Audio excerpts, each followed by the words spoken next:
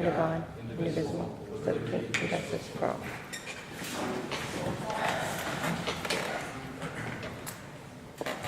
Mr. Dinesh? Mrs. Boyle? Yes. Mr. Giannakis? Yes. Mr. Hubman? Mr. Sessler? Here. Mr. Sorrentino? Here. Mr. Stevenson? Here. Mr. Farnell? Mrs. Miller? In accordance with the terms of the Sunshine Law, adequate notice of this meeting was posted in all school buildings, the Administration Building, Borough Clerk's Office, Police Headquarters, Public Library, 4 newspapers, and WCTC on January 3rd, 2013. Please be advised that there is no smoking on school grounds inside or out. We will now proceed with the superintendent's report and I'm not sure which one yet, so. We do have, thank you, Mrs. Miller. We do have a few presentations that we would like to go through. For one, by statute, we have already done the board training for the teacher evaluation tool, and I'd like to do the board training for the principal assistant principal evaluation tool. So, without further ado, I'm going to move around. Is that going to be a problem? You're going to be able to pick up my voice if I'm not mic'd?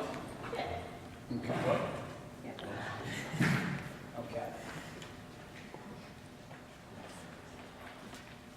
You're going to Use this mic? Yeah, because it won't pick it up on the recording. Mine will. Okay. When we look at principals and assistant principals, the state, just like with the teacher's evaluation, has set up guidelines for districts to follow with the teacher or with the principal evaluation. It's actually broken down as follows. You have a principal practice or observation instrument, which we have already board approved as the MPPR, which is part of Teachscape in the Danielson model. It's the multi-dimensional principal performance rubric. So that's going to be a piece of the evaluation tool. You have the evaluation leadership tool that has actually come from the state, and it's really focused on basically the administration's ability to implement the New Jersey Achieve law with all the evaluations that they're going to have to do. And then you have, depending on your school, an SGO average, administrative goals, which is actually part of the MPPR, and your school SGP average. So all of those are going to be used to rate the principals and the assistant principals. Now there is actually a different tool, similar domains, for directors, etc. Okay. When you look at the principal evaluation tool, the MPPR, there's actually two parts of it. The first part is the domains organized by what we call the ISLIC functions. And the ISLIC functions really talk about your leadership skills throughout. And the second part of the MPPR is your goal setting. And I will be meeting with the administrators, actually Mrs. Permelli and I discussed, with her going into classes and doing a number of the supervisors, etc. I'm going to take, previously I took the secondary, and Mrs. Permelli took the elementary level principals. I'm just going to take all the principals. So I have already spoke to the principals about starting to organize themselves as far as the goal setting piece that I will be meeting with them individually. Now part one, when we said the ISLIC standards, the domains are really as follows. Your shared vision of learning, school culture, safe, efficient, effective learning environment, your community outreach, integrity, fairness, and ethics, and last, the political, social, economic, legal, and cultural context of the school. So all of those domains is what we'll be measuring our principals in one piece of the evaluation tool. And then when you look at the goal setting piece, they've asked us to look at the goal setting in stages. Basically uncovering the goals, or basically what that means is having a discussion with me on where you believe your school should be and what you should be looking at. Then strategically planning with the superintendent about how we're going to accomplish those things and what we want to accomplish at the end of the day. Then we talk about the action plan to accomplish those goals, and then obviously at the end of the year I'll be evaluating the attainment of those goals. Now the principal practice requires, by law, tenured principals I have to have 2 observations. And for non-tenured principals, I have to actually have 3 observations. The observations could be completed in a number of ways. I mean, the observations and on the bottom, we talked about looking through the lens of the principal practice. I could do it through school walkthroughs, I could do it through case studies, I could observe a staff meeting and see how they do that, I could observe a parent conference, teacher conference, etc. And there's a litany of things that I can do to do the observation piece. The evaluation has two domains built into it, basically preparing teachers for success and building collaboration. And the second piece is executing the evaluation system, like I already alluded to. And then your SGPs, well, we have principals at the elementary level that would really be what we would call the single grade SGP school. SGP scores will only be for 4th grade. You know, it starts at 4. You know, it goes 4 through 8.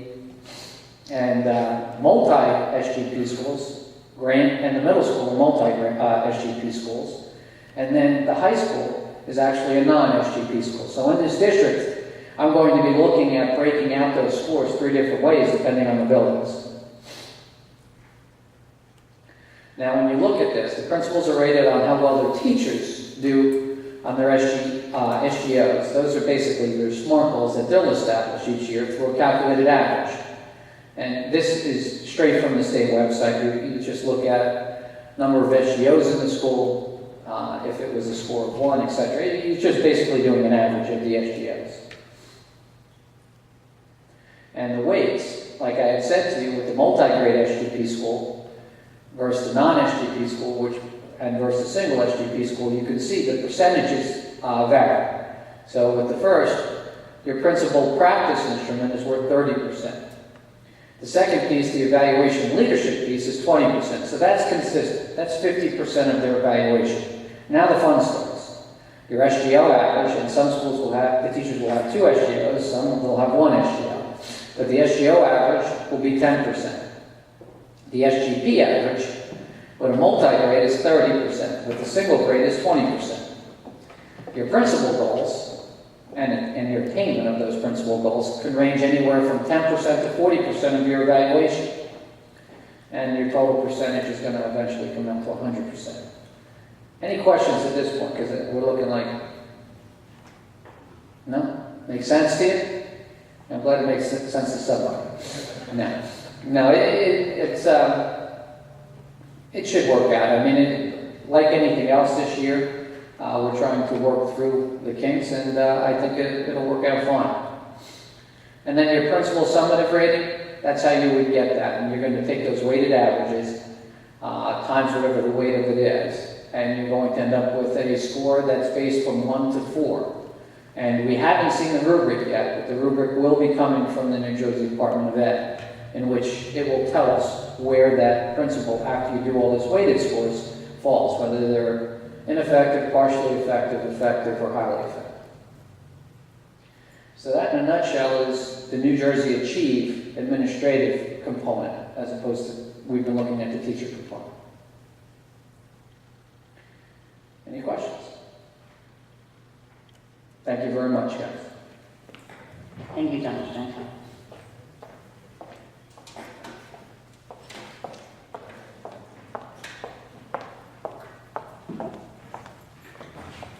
I just need one moment to switch PowerPoints.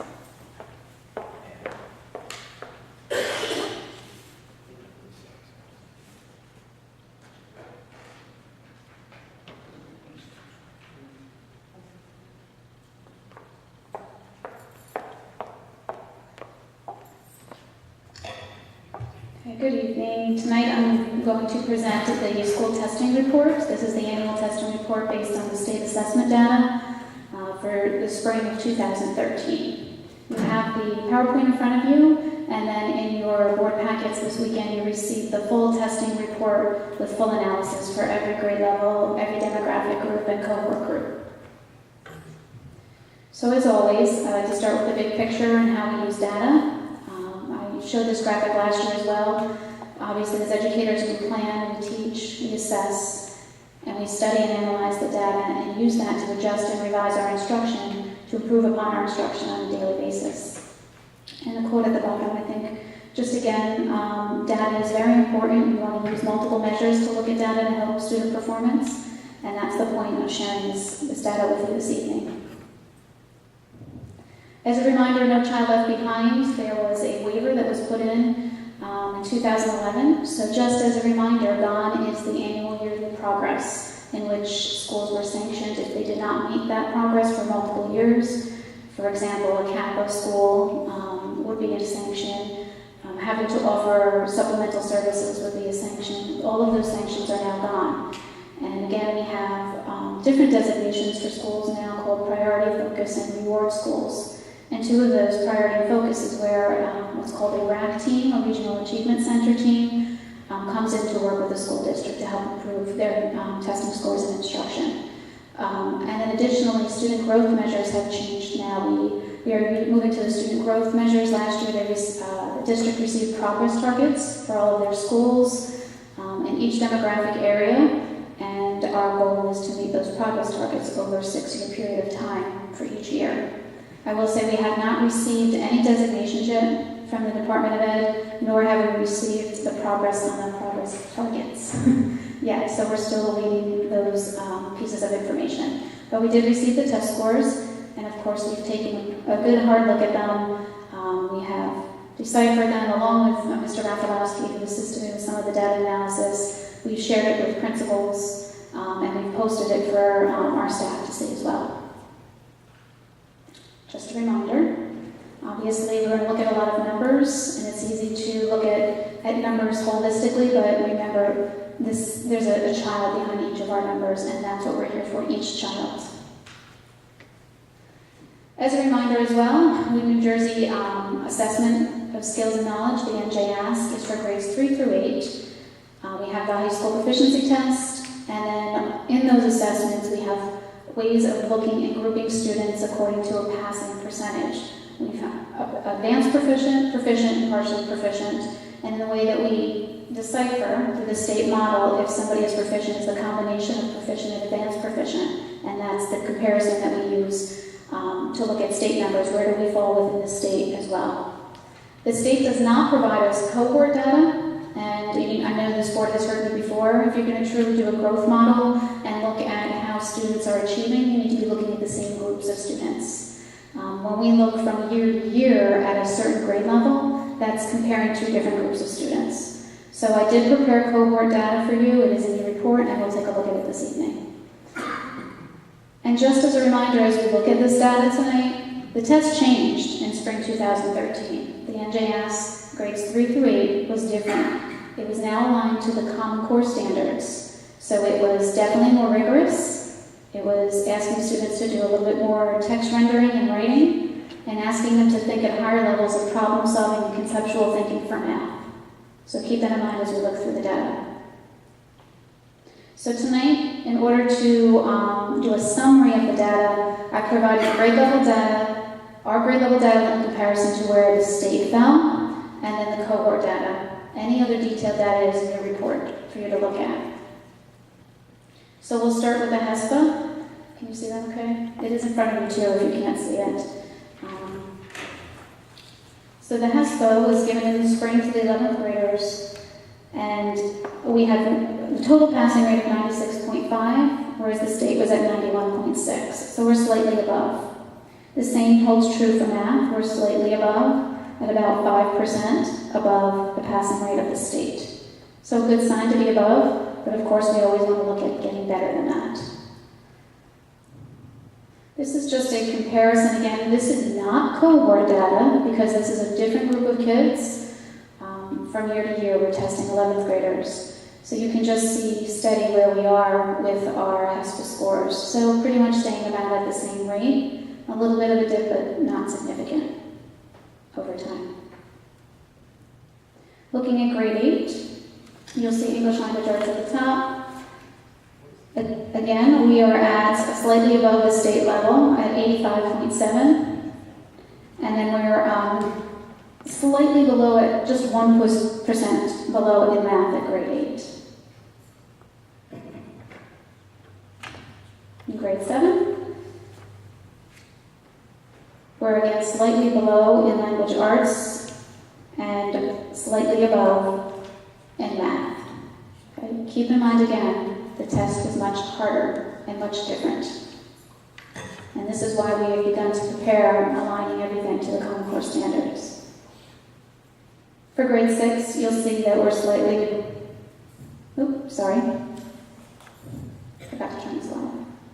Grade 6, we're slightly below again, just a 0.7 percentage points off, and then above by 6 percentage points in math. For grade 5, again slightly above, for both English language arts and math. So that's good. In grade 4, again we are above in both ELA and in math of the state averages. And that would also be true in grade 3.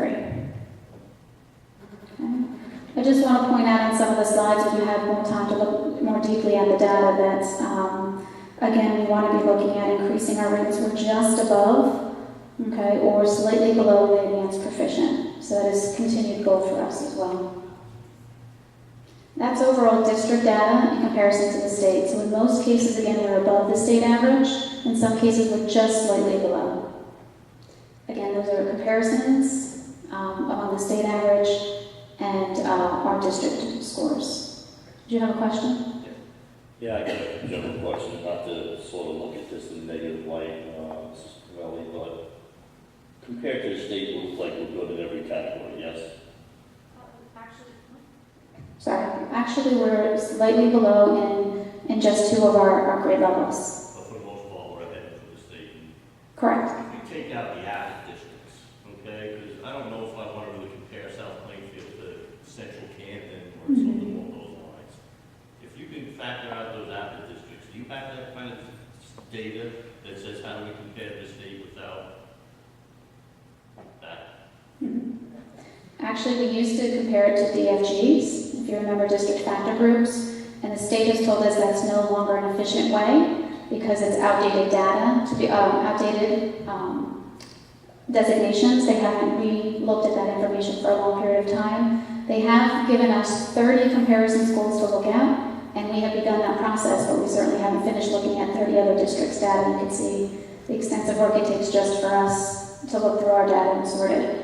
So we will begin to look at comparison schools that are very similar to us, and be able to see where we fall within that. I think that would be much better of a comparison than comparative to the statewide averages, which, I can't get all too excited about being compared to Camden and we're better, Agreed. However, I will say we also have some very blue ribbon schools in that mix as well, and we have some high achieving schools into that pot, if you would call it a pot, of schools that we look at to create that state average.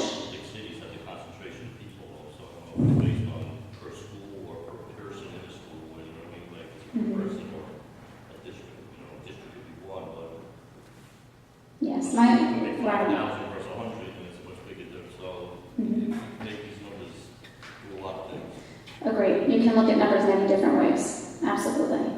But what we want to do is certainly look at our individual data, and I think when you see the cohort data again, the cohort data is what I think also gives us a message about where our instruction is strong and where our instruction needs to be improved. So what you see here is the 5th grade cohort data. They were 5th graders taking the assessment. They are currently 6th graders. So you'll see here, the column you want to look at, the easiest column to look at right now is the total passing all the way to the right. You see the green bar at 65% total passing, and ELA, a slight drop from 67. Okay. Again, looking at our bars just visually, we see that advanced proficient is an area that we certainly want to also focus on. So for math, for this cohort, again, current 6th grade students, we had a slight drop of 5 percentage points in math for total passing. A slight increase in advanced proficient, and again, proficiency would drop, and then partially proficient is a little bit higher as well. For grade 6, the cohort data currently are 7th grade students. Again, you see a slight drop in the total passing for ELA, and a drop in advanced proficient as well. Now when your numbers, you go from 67 to 63, statistically that could be a few students, but still obviously we don't want to ever be going down. But again, I will say, across the state scores dropped because of the alignment to the new assessment. For grade 6 math, 89 to 85%. Again, a slight drop there in that cohort. A significant drop here from 73 to 64% for ELA. And then in math, this cohort, these current grade 8 students, obviously is a concern for us, and working with Mr. Hydak and the assistant principal in that building as well, and the supervisors, we are creating an action plan on how to address this area. Clearly there was a concern there for us when we looked at that data with that cohort of students. I will say again, although it dropped, we are above the state average in that area, and we will continue to focus on it. But we are above the state average, but of course, we want to be better than what that is, by all means. Yes, Ms. Boyle? I just have a question. When you offer additional help to the students that are struggling, can you use that in your stats that you made available additional help for them? Like, can you use that into your report to show that the district is really trying to help the students that are having a hard time? Within the report that I do for us here? No, for the state. No, this is pure numbers. The state takes the NJ Ask numbers and that's it. They don't take the services or any of that into account. They look just strictly at the numbers. Okay, they should, when you go above and beyond. Agreed. And again, I'm not belittling. We certainly want to address all of these areas, and we are working hard. And you'll see at the end of my report some of the things that we are doing and putting into place. But the test changed. The target moved and changed, and we are not given the opportunity to see that test and what it looks like.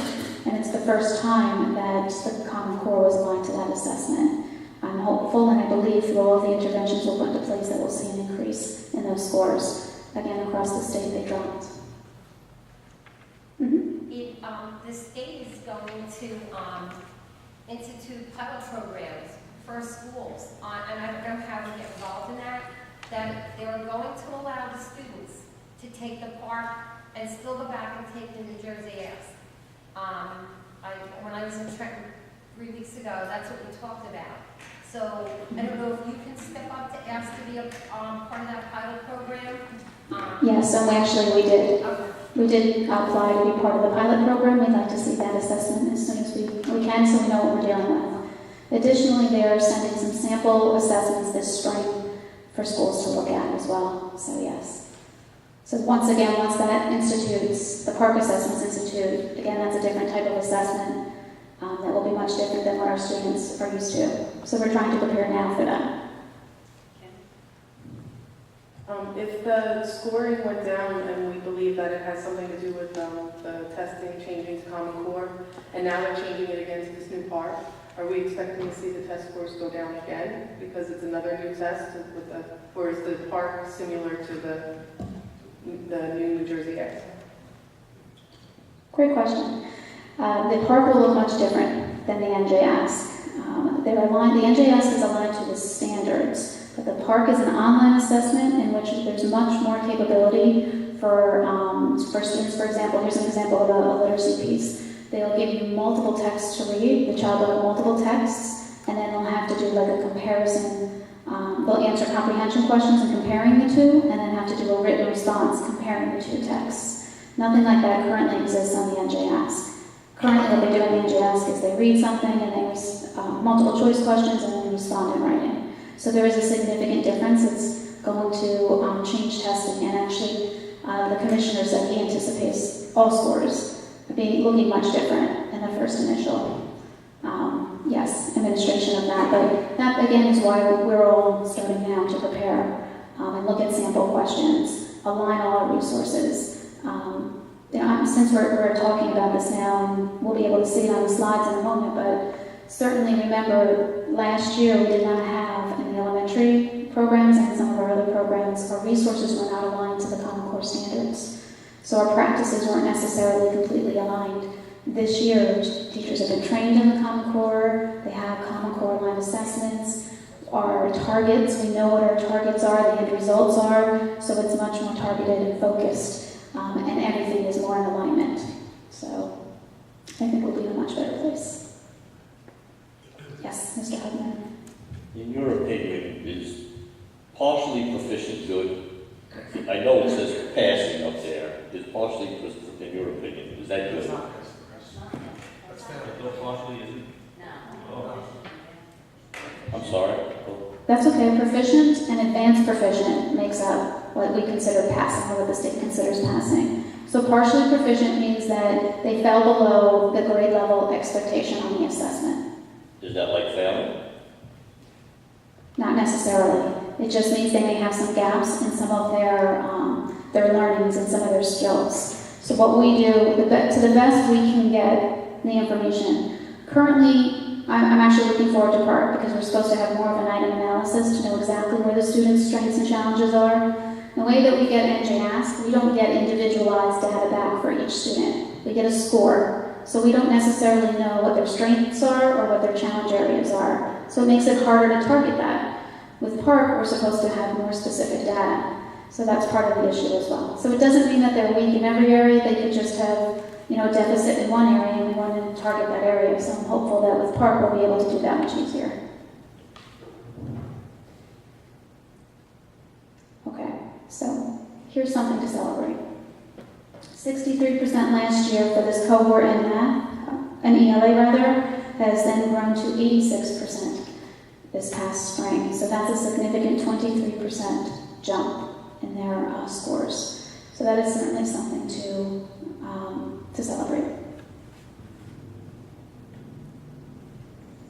Okay, in math, a slight increase for this cohort are current math graders.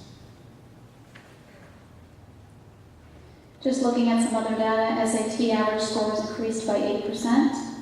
And exciting, this year we offered 86 more AP exams than we had the previous year, with 48% of the scores on those exams being at the highest two levels of achievement.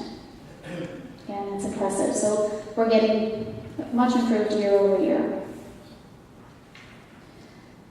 Before I move to what we are doing as an action plan and some of these areas of deficits that you saw in the testing report, just as a reminder, part of this report is to look at other data and HIB data and our violence and vandalism reporting. And I actually presented all of this data to you in July, where we felt it made the most sense. We were doing HIB training for the board, and I had to review the self-assessments for each of the schools related to HIB and their adherence to the regulations. So I also presented this to you in July. So this is just a repeat information. And again, you can see that in most cases, in all cases, we've dropped our levels of total infractions related to any of these, each areas, whether it's violence, vandalism, weapons, substance abuse, and HIB. And we certainly have dropped in the HIB area as well. So those two slides signify that same data I showed you in July. In closing, it's always important to look at what we are doing well and to celebrate what we're doing well. So in most cases, South Plainfield is above the state average, even with the change in alignment to the Common Core and NJASC. Math is a strength in most of our grade levels. In science, we are always clearly above the state averages. You'll see that in your district testing report. Grade 3 and 4 are above the state averages in both ELA and math. And as I just pointed out, that 23% increase in grade 8 for ELA. And as I mentioned, obviously the AP exams, and as I just mentioned, we have decreased our number of HIB cases significantly. Areas to focus. ELA, English Language Arts, is a major focus across all content areas and all grade levels this year. We've done a lot of work in those areas. We will continue to raise our performance levels above the state average. I don't want to be slightly above, I want to be much more above than the state average in both ELA and math.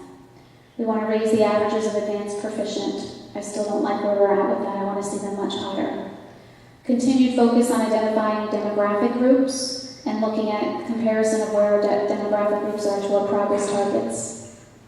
And carefully monitor and set action plans for cohort groups that have dropped total passing. Some actions, and these are just a few of the things. There are multiple things we are doing in the district this year. Goal setting is one of the major ones. Not only are our teachers required to goal set now with writing their SGOs, student growth objectives, but what that does is also require us to be looking at our data more, and we will be doing that more, and looking at how we can achieve at higher levels. Literacy training is a focus at the elementary school. We have our coaches in there daily working with teachers to increase their levels of understanding of a balanced literacy approach to ELA.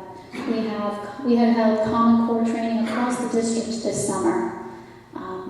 These standards require all content areas to have some responsibility in those ELA standards. So we worked with special area teachers, social studies teachers, science teachers to understand their role in teaching ELA in their programs. And that will continue to take place over this school year.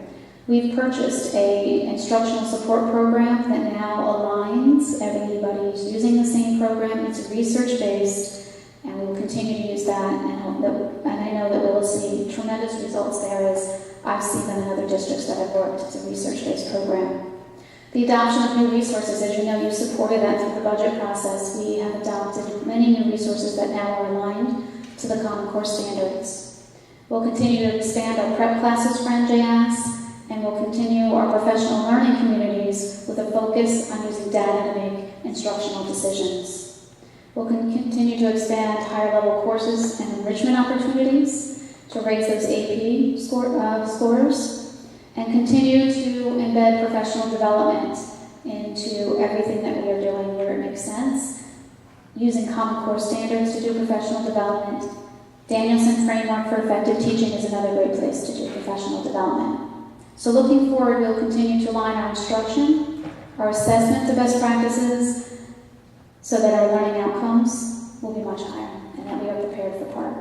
And as I said in closing, we are remaining focused, targeted, and strategic and data-driven this year.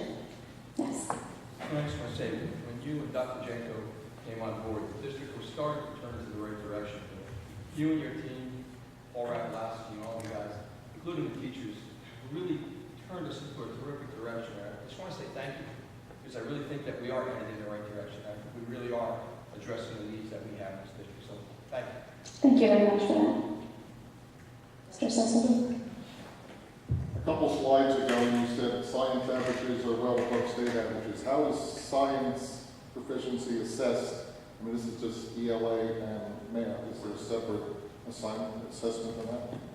Yes, in grade 4 and grade 8, there is an additional assessment in science that those students take.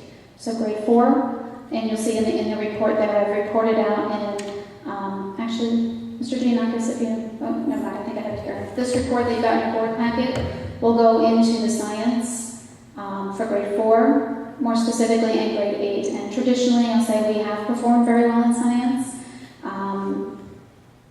And I think that it's due to, what their standards are in science, and partly, but also partly because our students are prepared to take that exam. It's so you go K through 4, so it's built in progressively, and then you're assessed. And then 4 through 8, and then 8th grade, you're assessed. So they have some time to grow and learn before they're assessed. Right now, what we're doing, and I worked with Willis Spicer for many years, who used to say, sometimes we pull up the carrot a little too much to see how it's grown. In that case, maybe in science, the way that they assess is a more effective way. Could be, possibly, that students have time to grow and learn over time, and then we assess. This year, when you look at this data, we assess every single year. So is that going to change under PARC? No, it is not.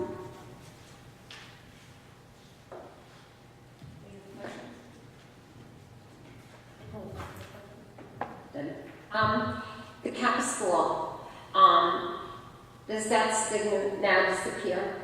It's no longer, okay, it was what it was, and it doesn't carry over. It doesn't continue on, correct? That's correct. Any other questions? Thank you, Mrs. Pernille. Thank you. Presentations. We will now move on to committee reports. First one up, buildings and grounds. Yeah, we haven't met this month, and one of the reasons is because we have a little difficulty in adjusting the date for all of us that can make it. So for the next 2 months, while we have a whole committee here, I'd like everybody to decide on what dates would be good to have one for this month and for November. I'm not going to schedule one for December yet because historically we haven't had one in December.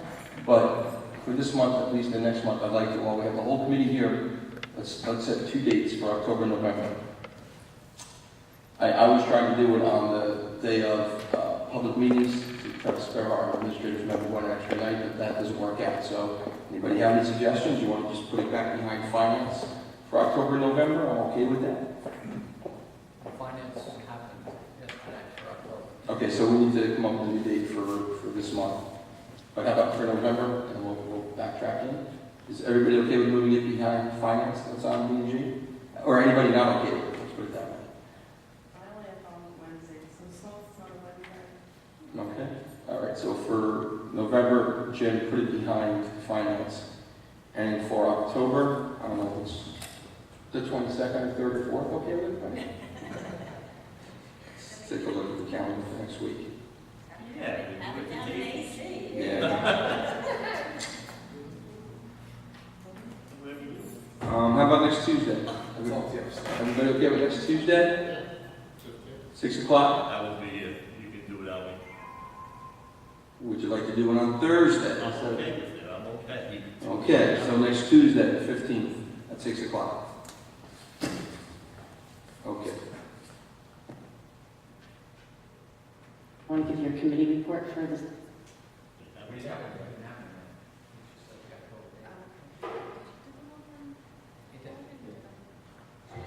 Public relations? We didn't have an official meeting, but I've been seeing that the current data has been uploaded to the website for the beginning of the school year. And Mrs. Vermelli is working on a newsletter. We took a picture of I wasn't here at the last meeting, but they took a picture of the new teachers and whoever was here, and that'll be included in the newsletter or whatever, the website that will be going on. And I think if we keep driving people to go to the website for the information and keep it current, that would be the most advantageous way to get information out there. Thanks, Beth. Curriculum and student activities, we have a lot. Curriculum revisions, drafts were available for the committee to review. The Understanding by Design approach, the teachers received a 2-day training on this, and that approach was used to write the curriculum. It was focused on essential questions, performance tasks. Curriculum is going to be approved actually next meeting. If anybody would like to review the curriculum, they are available in Mrs. Permelli's office. Assessment unit piece has been completed for all curriculum written, and suggested activities are the next steps for the groups to do. We have maybe about 4 classes for which we have to write curriculum, but pretty much 99% of it has been completed. State testing data was shared with the committee as it was here tonight. G&T program is expanding into the 6th to 8th grades. Criteria for the first cycle was set, teacher recommendations were made. Cycle 1 will begin October 8th. In addition, this year, a Geo Jam is for grade 4th, will be district-wide, and that will be conducted. It's basically going to be the top 4th grade students from each school will compete against one another. We're also looking into the possible pilot of Lego robotics for the elementary schools, grades 3 and 4, possibly 7 and 8, and we're looking into grants to support that program. SGO, student growth objectives, we heard a little bit about it last month and this month again. The supervisors, as well as Mr. Rafalowski and Mrs. Parmelli, they've actually created a suggested assessment grid. This was developed to support the teachers in identifying assessments to use in their setting of their SGOs. Writing tasks will be the major focus. Teachers will use baseline data they gather from these assessments to set their goals. October 11th is an early release date and will be used for SGO rating. And actually, the group has also established sample SGOs for the teachers to look at and possibly use. And from what the group understands, there are many schools who have not gone to this length to help their teachers with the establishment of these SGOs. So I want to thank Mrs. Cornelli, the supervisors, and Mr. Rafalowski for all the really help and support they've been giving to the teachers in this new initiative. Report cards for the elementary schools. The teachers are beginning to align the assessments to standards and identify the best way to set up their grade books. And there's going to be continued support to help provide the teachers with this change. The supervisors have been meeting with teachers to help assist them and provide examples. In K-4, the first marking period, there will just be teacher-parent conferences, and report cards will be given the second marking period. We have information on latchkey. Our latchkey numbers were shared, and they are off the charts.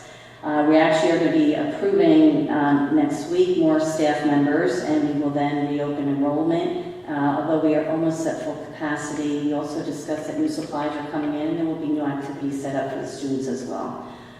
Middle school, there's no enrollment for latchkey, so the program right now will not continue unless we have some interest in it. Adult high school, we have 11 students that will be attending this semester. They will be able to graduate in January, provided they pass the classes in the HESPA. Classes are going to be given on Monday and Tuesday nights. After January, we will be dissolving the program, and we again will be operating this semester in the red. GPA status and ranking. Information was given to the freshman class and their parents about the GPA change. This change will be made to the freshman class only. An A+ will be added to the scale, and we're going to go back to a 4.0 scale for starting with the freshman class. So this should help with when they apply to colleges. Our teen prevention program at the high school. The program is on target to begin with the first phase of getting ready, which is a planning investigative process. It really is a 2-year phase-in program, and as I mentioned, we are in phase 1. And let's see, that's about it.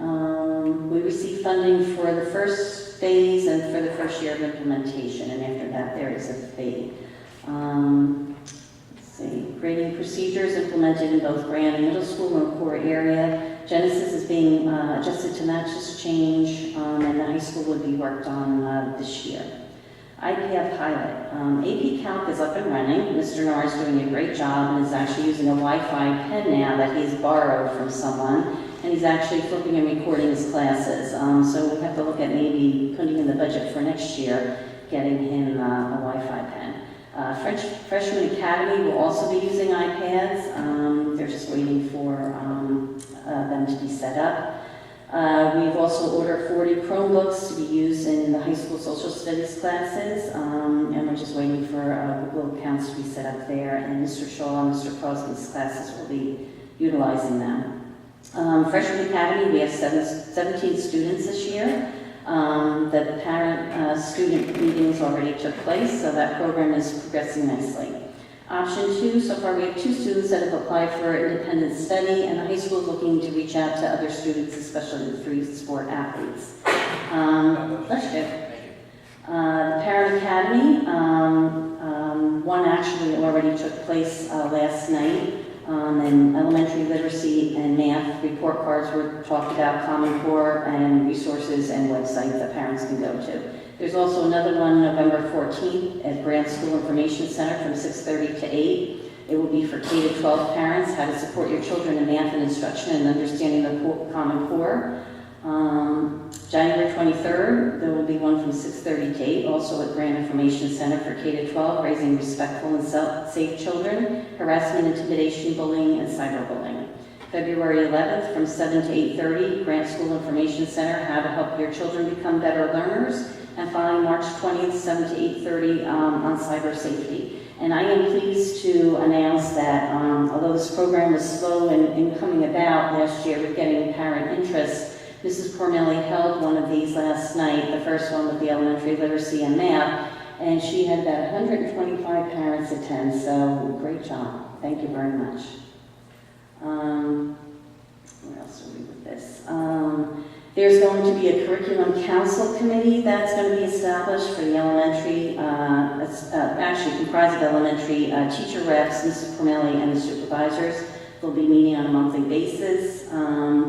The balance of the 2012-13 curriculum goals were completed over the summer. The band camp and soccer camps this summer went very well. The committee also would like to honor all the students who received perfect scores in testing, New Jersey ESPA, SAT, and AP scores of 5. So what was discussed was possibly having an award ceremony at each school. The committee thought that would be a great idea. And the only other thing is we are not going to be doing the CAP program this year at the middle school. That was the Child Abuse Prevention Program. That has ended. So that's our report on curriculum. And we move on to transportation. Oh, Deb. Sorry, I just have a comment about curriculum for the class that Mrs. Permelli ran last night. I understand it was standing room only, and people that I met afterwards were raving about the presentation, and they're very happy with it. The only one thing is that the grammar schools were hoping that they could have evening conferences because it's too difficult for some of them, for the working parent like us to get there.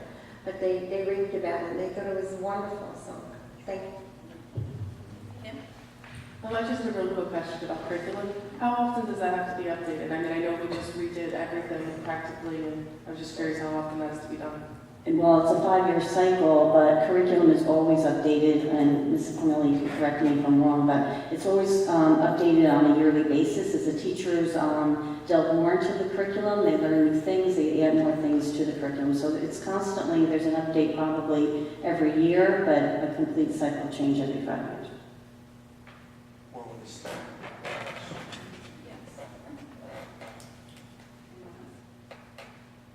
We move on to transportation.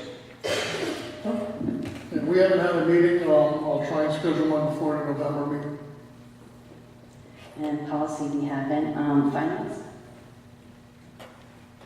Finance, we met the other night, and we asked a representative from PSE&G to come and visit us and sort of give us some information. If everybody on board recalls, back in 2011, basically year, we had bills, energy bills that were, I'm going to say, low, and in 2012 they went up a great deal. And during that time period, the weather got a lot warmer, gas prices got a lot cheaper, and we sort of tried to make some semblance of order in as to why that would occur. As it turns out, this guy came, he had a lot of data with him, and really what ended up happening is that we weren't billed for a span of 18 months in there, okay? So that's why it went down, and that's why the next year it went up. So he sort of did satisfy the committee that we were roughly paying $7,000 on one meter. It was one meter, and the reason that had occurred was the electronic battery. The way PSE&G works, they could get some electronic stuff off the meters, and that battery was defunct, for lack of a better word, and they didn't realize it, we didn't realize it, and he basically took some of the blame, as we should as well. We worked out a payment with him, or we're in the process of working out a payment with him on a pretty hefty bill. It's going to span out hopefully over 18 months or longer, making up that big chunk of an 18-month period that we didn't get billed for that one meter. That one meter was in the middle school for gas. So I think we can sort of put that to bed. I know that was brought up before us by some of the public. This has been going on for a year and a half, 2 years, something along those lines. So I think it's sufficiently put to bed. The other thing, we want an update on our FEMA reimbursement. And basically, we have to fill out more paperwork. I don't know, memorandums of understanding. I don't know, it sounds like bureaucratic stuff. And we don't have any more money, but it's still coming. The other thing we spoke about is a PA system in the middle school. Looked at replacing the whole system, or just replacing some of the hardware, and replacing the whole system was somewhere in the $120,000 range. Replacing some of the hardware was in the $30,000 range. That PA system supposedly in the middle school does not work very well at all, Joe. We're talking about the PA system that pays in the classrooms. Yeah. So the committee says, to really move ahead with the $30,000 bill, not the $120,000 bill, because we do need to get that school up and functioning. The other item we spoke about is some of the Kennedy School lighting. If you recall, I mean, it's been brought, I know in finance a couple of times, it might be in front of the full board too. particularly the Kennedy School. If you look at the left side of the building, it's like pitch black. It's dark, very dark out there. Along with some of the lighting in the parking lot as well as the rear of the building. And pretty much we got bids, a little under $8,000 to take care of 3, 4, 5, 7 different lights, which will alleviate this problem and illuminate the place to a safe degree. That's about it. Thank you. Thank you, Mr. Hubner. Shared Services? Okay, the Shared Services Committee discussed the Comcast channel in 2008 when Charlie Patrico was the mayor. He sent numerous letters to Verizon, FiOS requesting that South Plainfield be given their own channel. When Mayor Nash and the council were able to obtain that channel in 2011. Also, in those years, we discussed the fact that South Plainfield shares a channel with Comcast. The contract is up next year, and the mayor and council will try to negotiate South Plainfield's own channel. I believe that there is enough programs that go on in our district that could warrant our own channel. There's enough to fill that. So hopefully they're going to be able to negotiate our own channel rather than sharing Channel 96 with other towns. We also discussed sharing computer services, clouds, telephone service, optics, and the purchase of paper products with the borough. So they're going to look into that. We discussed this other times before, but if we come together and use those same programs, we should be able to share and save money. Also, we discussed the parking ordinance and the safety of the students and the residents. Dr. Janko told the committee and the council that Kennedy School would be initiating the kiss and drop that Riley does. The council is definitely open to making amendments to their ordinance. We talked about the Italian American Club, that they're asking an exorbitant fee to be able to use the parking lot, and Dr. Janko feels that it's not fair to the taxpayers to pay an exorbitant fee. Again, the council is looking at making certain amendments because of the traffic situation. These roads at by Kennedy School have not been posted. And again, they're waiting to see how the kiss and drop work. And also the streets over here by Future Stars. They're holding off posting some of those until there's something that's come, that can be worked out.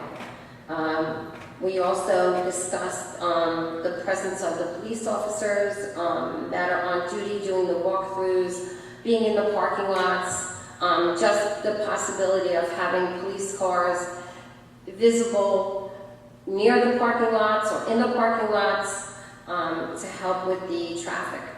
And everybody felt that works really well by having the police officers do the walkthroughs. So both committees agreed that should continue.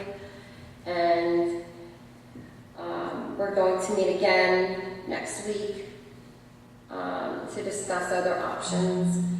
Also, as part of shared service, I'm the Vice President of the Middlesex County Board of Ed, and we also discussed different options that are available to the various boards. We shared that meeting with Union County.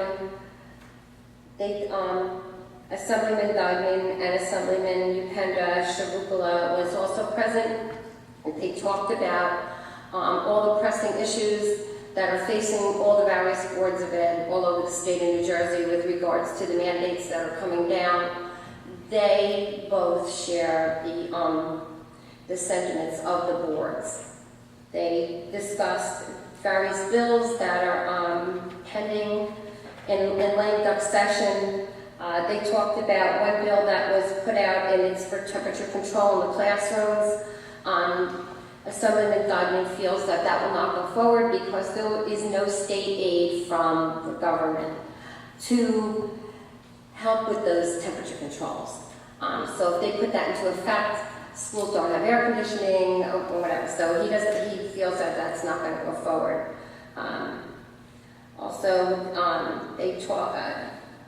The executive director, Larry Feinsod, has goals that he's setting.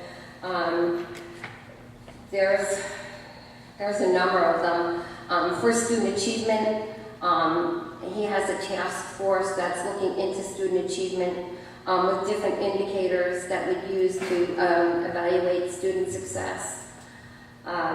They're doing a sister program with Taiwan, and they're really excited about this. This is for building educational bridges between the United States and Taiwan, sharing, Skyping, going back and forth with that country.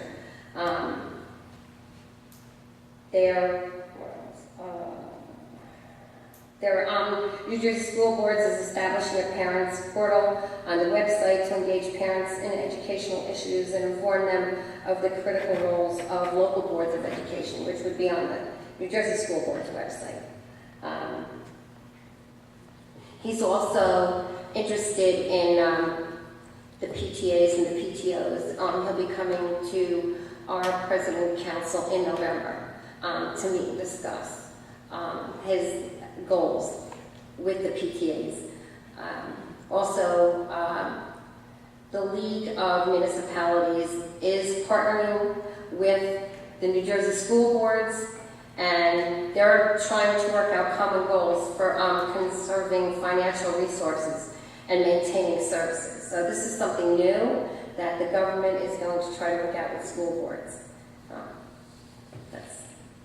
Thank you, Mrs. Boyd. Traffic liaison? Yeah, we had a spirited traffic safety advisory committee meeting. They actually moved it to the panel thinking there'd be an audience there. We discussed the implementation of the new parking restrictions at the affected schools and reviewed whatever comments we received. There were a few members of the public there, and certain things came up, like they're holding the posting of Adams and Sterling at this point because they were implementing the kiss and drop, and I haven't gotten any feedback on how. Okay. It also came up as why Garibaldi was included in the ordinance and not posted at that time, and from what I understand, the signs are up on Garibaldi now from Jackson to Harvard, or two blocks down. One side. One side, yeah. That is in conjunction with another residence issue that wasn't school related. There's a contractor that's parking his truck there overnight, and there was a sightline problem in Kosciuszko and Garibaldi. So those signs were posted. We also talked about long-term solutions to both parking and the traffic flow, specifically Kennedy School, but we talked about some other issues, middle school, and I basically said, if there's a problem, we're willing to help and do it, but it's going to cost money. So if you think something needs to get done, don't complain when we put hundreds of thousands of dollars to fix this problem. There was also a kind of side discussion with Ray Rusnak that there's some signs out there that says, would you drive this fast if this was your kid? And Rusnak suggested that maybe it's a shared service thing. The signs are like $16 a piece. So maybe we can go and they go on the existing poles, and he was going to look into that and get back to us. And also, this was Kevin Hartow's last meeting. He's retiring as of October 23rd. So I'd like to thank him. He's done a lot, and I forget which officer is taking over. He was at the meeting also. But I just want to publicly thank Kevin Hartow for all his help to the school district with our problems, and he deals with the crossing guards and everything else. So that being said, progress. Thank you very much. Any questions for Bill? Okay, we move on to CPAC. All right, CPAC is a Special Education Parent Advisory Committee started up last year. Basically a parent organization that wants teachers, board members, parents, community advocates, anyone's allowed to come. It's about supporting children with all types of abilities. The first meeting this year was October 1st, on last Tuesday. There's going to be 4 more. It's every other month instead of every month. I was not able to attend because I was in class. But Debbie's going to let you guys know how the meeting was. Okay, there was 2 guest speakers. One guest speaker who was excellent, Scott Leshen. He advocates for the special needs and the medically fragile community. He did a great presentation on different services that are available to people with special needs. He also spoke about different programs, ways to apply your health care, people that don't have health care, which there was a family that was in the audience that does not. He told them how to obtain health care through the family services. He did an excellent job. Also, Dr. Kumari, she is Rise and Shine Pediatrics. She specializes in autism. She came and did a short presentation. She has a lot of contacts for therapy, for all kinds of issues that these students face. And she's going to come back again. And then at the December meeting, an attorney is coming to talk about guardianship. Children in the guardianship, and how children, if they don't have guardians, they're assigned guardians. They also stressed about the importance of having a will.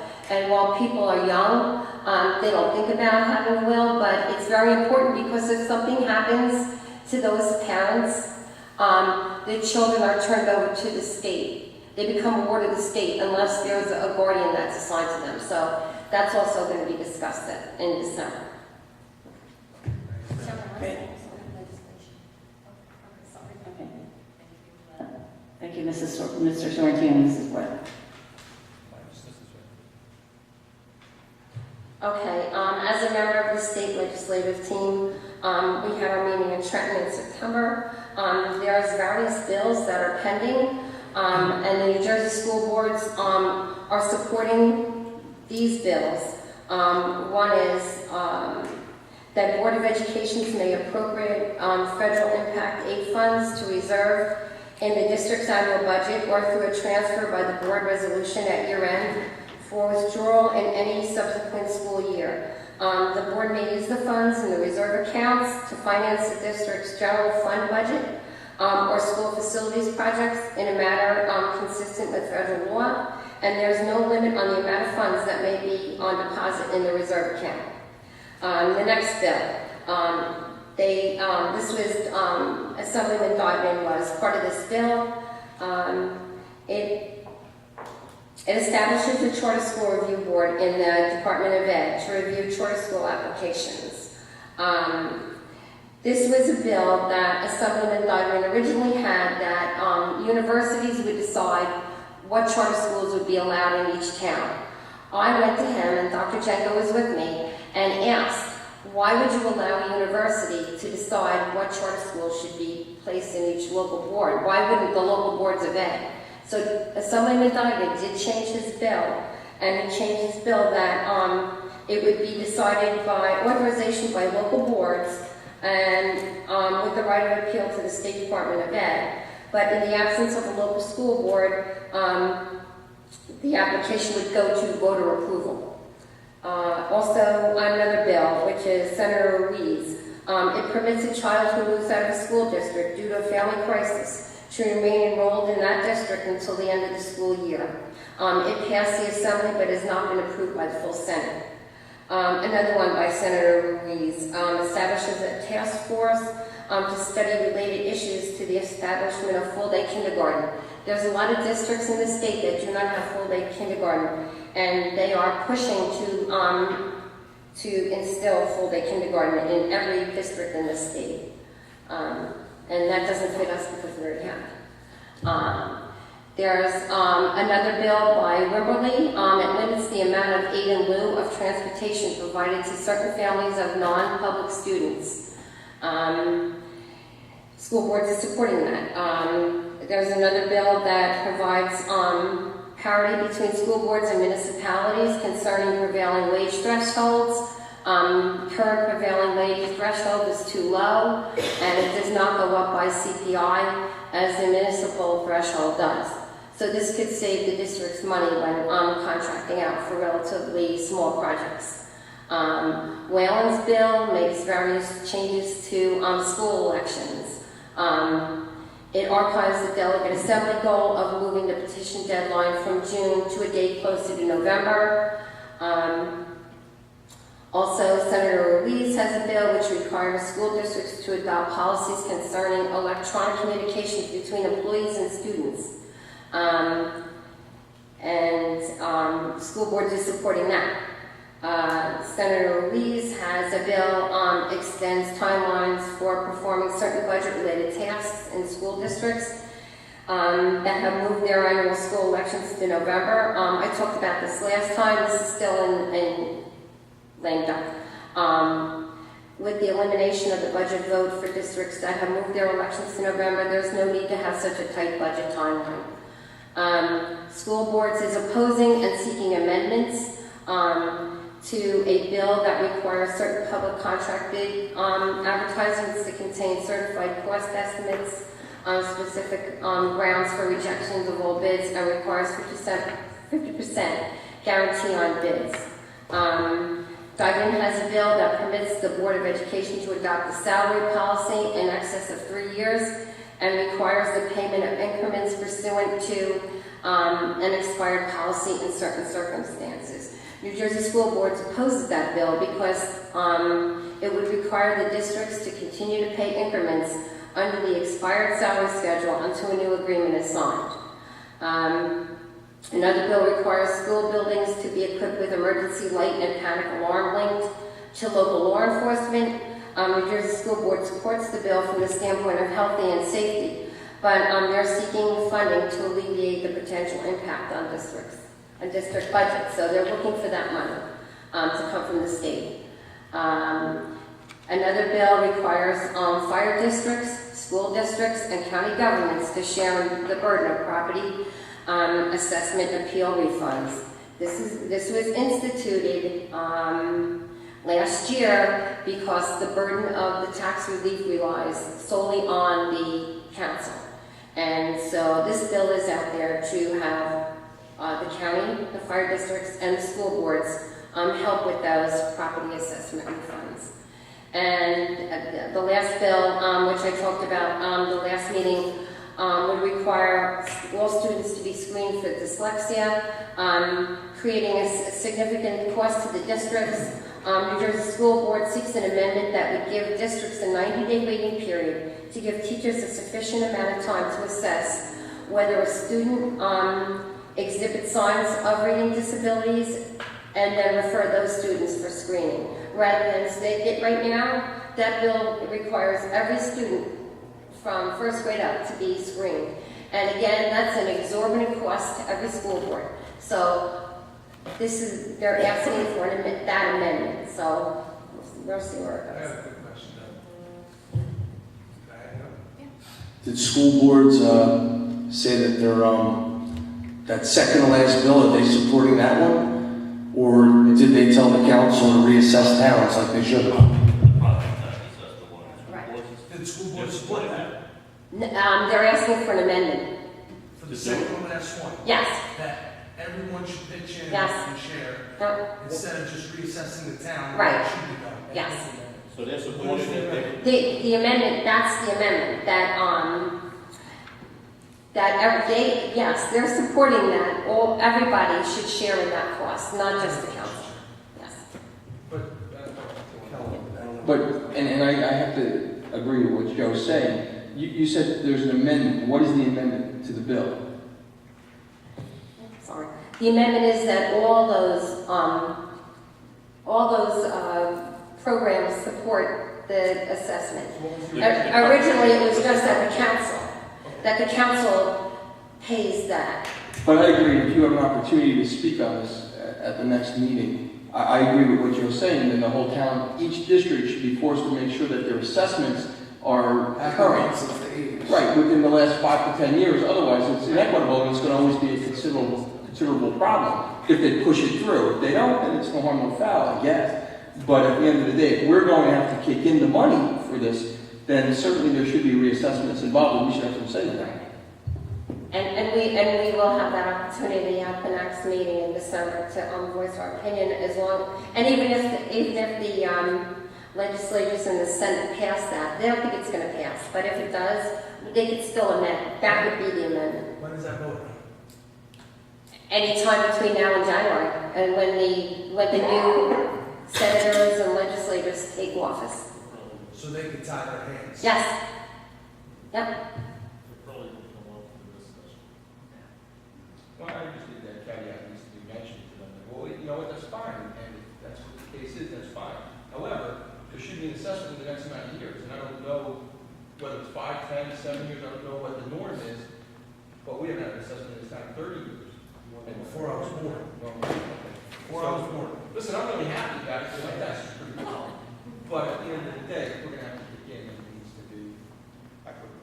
Absolutely, because that's a lot of money coming out of curriculum, books, technology, all the stuff we need. But it's money we shouldn't have received anyway. Well, no, They say people should have paid it. people get reimbursements because people's taxes would be higher. The town's not gonna take more money, they're just gonna distribute it differently, that's all it is. Reassessing. I'm not saying the assessment, I'm saying the refunds when somebody wins an appeal, they should have never paid that money to begin with, so we should never receive that money. But I'm sorry. When somebody wins an appeal, it's because it's decided that they shouldn't have had to pay that money. So that particular year, they get refunded, and then they lower the tax burden on that, and whether it be a business or person going forward. So we should have never received that money because they shouldn't have ever paid that money. I do agree that it would be less a hardship to the school district if the town was reassessed. I do agree with that. But if we shouldn't have received that money, how can we justify not helping to refund it back?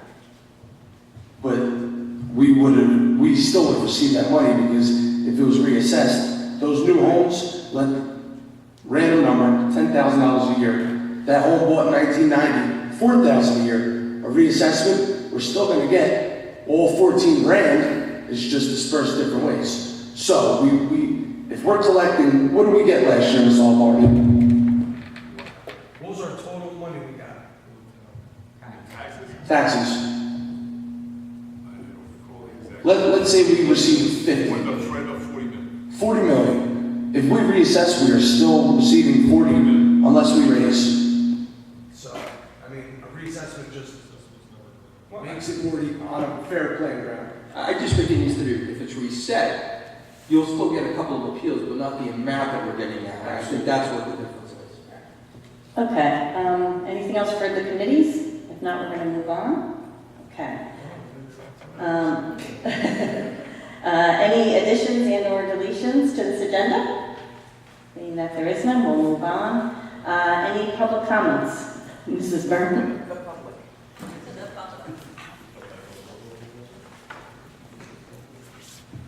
Carol Byrne, Orchard Drive. I'm happy to see that on the school website we now have a schedule of programming for Channel 32. What my question is are we going to expand the programming to incorporate, things that could be done by students, plays, debates, and when and if that will happen, when will we find out about it? I can tell you that yes, we want to get the students more involved. In fact, we're hoping that Mr. Durso's TV production class will be able to start doing some of these things. We want to get them out, taping, filming, to be able to broadcast. We're hoping it's going to be soon. We know we presented this to him last year, but his class was just starting out, so we're hoping this year that we'll be able to start seeing some I of that. think you might be able to get some of the sporting events, football games, wrestling matches, basketball games on the channel also. I mean, a lot of people who can't get to those functions would love to see them. Yeah, it's just a matter of getting somebody out there to tape them. That's the big issue, so we're... Debbie, you take a lot. She's volunteered me to go take all the sports. But that's why we were, Mr. Durso was trying to get his students to get involved in that, so that maybe as, part of the class and whatnot, they can get out at least, if not every single sporting event, because that might be a little difficult, at least some of them here and there. Okay. The second thing was that I understand that Mr. Olibardi will be leaving us shortly. That's a shame. We had what I thought was a very stable and excellent central administration. And I'm sorry that he will be leaving us and leaving a hole. It's going to be difficult to find someone with the experience that he has to come to South Plainfield and stay here for an extended period of time, which we have not had over the past few years. I hope that was over and done with, but obviously it isn't. But I'm not going to be able to be here next week because I'm working the polls for our wanted Senate race. And so I wanted to be able to take this opportunity to express my opinion and to say that I'm really sorry that Jim is leaving. Thank you. Thank you, Mrs. Byrne. At this time, being that there's no other public comments, we will move into executive session. Resolved pursuant to the Open Public Meetings Act that the board meet in closed session at this time to discuss confidential matters pertaining to personnel negotiations, student matters, and/or attorney-client privilege. It is expected that the matters discussed in closed session shall be made public as soon as the need for confidentiality no longer exists. Can I have a motion? Second. All in favor?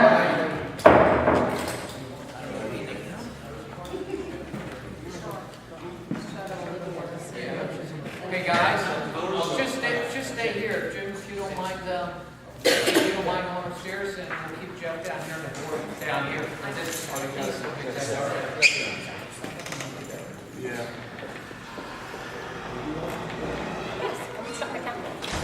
I'd love to review it.